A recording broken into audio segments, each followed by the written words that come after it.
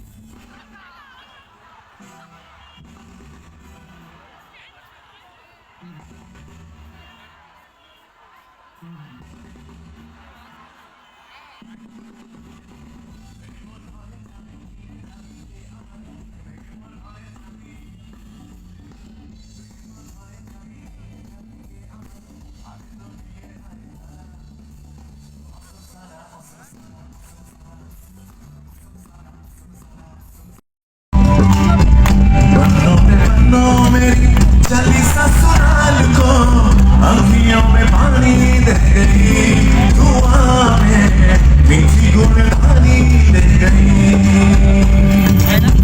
बनो मेरी चली ससुराल को अखियों में पानी दे गई, दुआ में मीठी गुलदानी दे गई।